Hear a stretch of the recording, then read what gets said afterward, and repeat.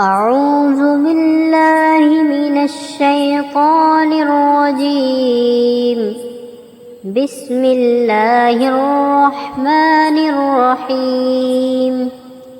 والتين والزيتون وطور سينين وهذا البلد الأمين.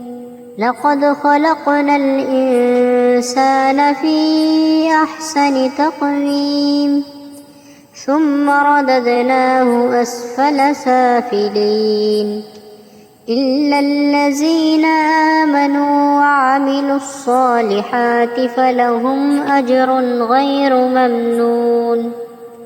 فما يكذبك بعد بالدين؟ أليس الله بأحكم الحاكمين؟